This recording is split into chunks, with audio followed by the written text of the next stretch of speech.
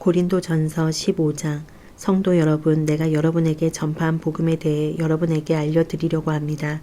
여러분이 받아 그 안에 굳게 선 복음 말입니다. 내가 여러분에게 전파한 말씀을 굳게 붙들고 헛되이 믿지 않으면 여러분은 이 복음으로 구원을 얻습니다. 내가 받은 가장 중요한 것을 여러분에게 전해 주었습니다. 그리스도께서 성경에 기록된 대로 우리 죄를 위해 죽으신 것과 장사 지낸 바 되었다가 성경에 기록된 대로 3일 만에 다시 살아나셨다는 것과 그리고는 베드로에게 나타나시고 그 후에 12제자에게 나타나시고 그 후에 한 번에 500명이 넘는 사람들에게도 나타나셨다는 사실입니다. 그 사람들 중에는 이미 죽은 사람들도 있지만 대부분은 아직도 살아 있습니다. 그 후에 야고보에게 그 다음에 모든 사도들에게 나타나시고 맨 마지막으로 조사나와 같은 나에게도 나타나셨습니다. 나는 모든 사도들 중에서 가장 작은 사람입니다. 나는 과거에 하나님의 교회를 핍박했던 사람이기 때문에 사도라고 불릴 자격이 없습니다. 그러나 지금의 나는 하나님의 은혜로 된 것이므로 내게 베푸신 그분의 은혜가 헛되지 않습니다. 나는 다른 사도들보다 더 열심히 일하였습니다. 그러나 그 일은 내가 한 것이 아니라 나와 함께 하시는 하나님의 은혜로 한 것이었습니다. 내가 되었든지 아니면 그 사람들이 되었든지 간에 우리가 전파한 복음은 이런 내용이고 여러분은 이것을 믿었습니다.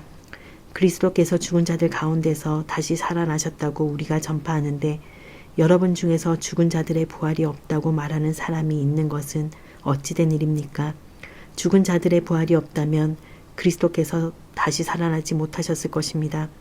그리고 그리스도께서 다시 살아나지 못하셨다면 우리가 전파한 복음도 헛되며 여러분의 믿음도 헛될 것입니다. 그뿐만이 아닙니다. 우리는 하나님께서 그리스도를 다시 살리셨다고 그분에 대해 증언했으니 하나님에 대해 거짓 증언한 사람들로 판명될 것입니다. 죽은 자들이 다시 살아나지 못한다면 하나님께서 그리스도를 다시 살리지 않았을 것입니다. 참으로 죽은 자들이 다시 살아나는 일이 없다면 그리스도께서도 다시 살아나지 못했을 것입니다. 그리고 그리스도께서 살아나지 않으셨다면 믿음은 공허한 것이 될 뿐더러 여러분은 여전히 죄 가운데 있을 것입니다. 그렇게 되면 그리스도를 믿다가 죽은 사람들도 멸망했을 것입니다. 우리가 그리스도 안에서 소망하는 것이 이 세상 삶에 그친다면 우리는 이 세상 어느 누구보다도 불쌍한 사람들일 것입니다. 그러나 이제 그리스도께서는 죽은 자들 가운데서 다시 살아나 잠자는 자들의 첫 열매가 되셨습니다. 죽음이 한 사람을 통해 온 것처럼 죽은 자들의 부활도 한 사람을 통해 옵니다. 아담 안에서 모든 사람이 죽은 것 같이 그리스도 안에서 모든 사람이 생명을 얻게 될 것입니다. 하지만 각각 차례가 있습니다. 첫 열매이신 그리스도께서 먼저요. 그 다음에는 그리스도께서 재림하실 때 그리스도께 속한 사람들입니다. 그리고 나서 그리스도께서 모든 권력과 모든 권세와 능력을 멸하고 나라를 하나님 아버지께 돌려드릴 마지막 때가 올 것입니다. 그리스도께서는 모든 원수를 자기의 발 아래 두실 때까지 당연히 왕노릇해야 합니다. 그리스도께 멸망받을 마지막 원수는 죽음입니다.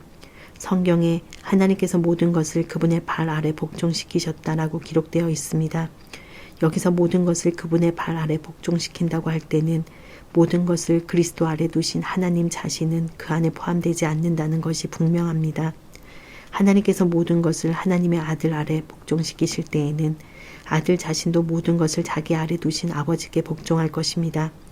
그리하여 하나님께서 우주의 주님으로서 만물을 지배하실 것입니다. 죽은 자들이 다시 살아나는 일이 없다면 죽은 자들을 위해 대리로 세례를 받는 사람들은 왜 세례를 받는 것입니까? 죽은 사람들이 도무지 살아나지 않는다면 그 사람들이 죽은 자들을 위해 세례를 받는 이유는 무엇입니까? 우리의 경우는 어떻습니까? 우리는 무슨 이유로 매 순간 위험에 처한단 말입니까? 성도 여러분, 우리 주 예수 그리스도 안에서 내가 여러분에 대해 가지고 있는 자랑을 두고 확신 있게 말합니다만 나는 날마다 죽습니다. 내가 에베소에서 사나운 짐승들과 싸운 것이 단순히 인간적인 이유에서였다면 내가 얻은 것이 무엇이겠습니까? 죽은 자들이 다시 살아나는 일이 없다면 먹고 마시자 내일이면 죽을 목숨이라고 하지 않겠습니까? 속지 마십시오. 나쁜 친구를 사귀면 좋은 습관도 나쁘게 됩니다. 정신을 똑바로 차리고 죄짓지 마십시오. 여러분 중에 하나님에 대해 무지한 사람들이 덜어 있어서 여러분이 부끄러운 줄을 알라고 이 말을 하는 것입니다. 그러나 죽은 자들이 어떻게 다시 살아나며 또 그들은 어떤 몸으로 나오게 되느냐고 묻는 사람이 있을 것입니다. 참으로 어리석습니다. 여러분이 뿌리는 씨는 죽지 않으면 살아나지 못합니다. 여러분이 뿌리는 것은 다 자란 몸이 아니라 밀이든 그 밖의 다른 곡식이든 단지 그 씨일 뿐입니다. 그러나 하나님께서는 그분의 계획대로 뿌린 것에 몸을 주시며 씨앗 하나하나에 각각 알맞은 몸을 주십니다. 모든 육체가 똑같지는 않습니다. 사람의 육체가 있고 동물의 육체가 있으며 새의 육체가 있고 물고기의 육체가 있습니다. 또한 하늘에 속한 몸만 있는 것이 아니라 땅에 속한 몸도 있습니다. 그러나 하늘에 속한 영광과 땅에 속한 영광이 각각 다릅니다. 해와 달과 별의 영광이 각각 다르고 별들 사이에서도 그 영광은 각기 다릅니다. 죽은 자들의 부활도 이와 같습니다. 썩을 몸을 심지만 썩지 않을 몸으로 다시 살아납니다. 비천한 몸을 심지만 영광스러운 몸으로 다시 살아납니다. 또한 약한 몸을 심지만 능력 있는 몸으로 다시 살아납니다. 자연적인 몸을 심지만 신성한 몸으로 다시 살아납니다. 성령께 자연적인 몸이 존재한다면 신성한 몸도 존재합니다. 성경에 첫사람 아담이 살아있는 존재가 되었다고 기록된 것처럼 마지막 아담은 생명을 주는 영이 되었습니다. 그러나 신령한 몸이 먼저 있었던 것은 아닙니다. 자연적인 몸이 먼저 있었고 그 후에 신령한 몸이 왔습니다.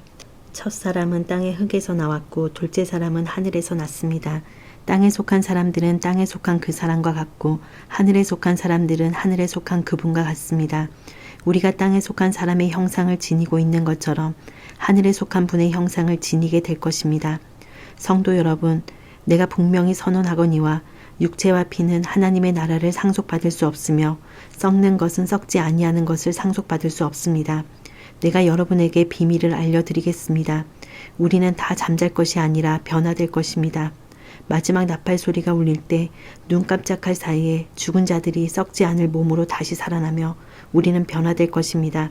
썩을 몸은 반드시 썩지 않을 몸을 입어야 하며 죽을 몸은 죽지 않을 몸을 입어야 합니다. 썩을 몸이 썩지 않을 몸을 입고 죽을 몸이 죽지 않을 몸을 입게 되면 승리가 죽음을 삼켜버렸다고 기록된 말씀이 사실로 드러나게 될 것입니다. 죽음아 너의 승리가 어디 있느냐? 죽음아 너의 찌르는 것이 어디 있느냐? 죽음이 찌르는 것은 죄이며 죄의 힘은 율법입니다. 그러나 우리 주 예수 그리스도를 통해 우리에게 승리를 주시는 하나님께 감사합니다.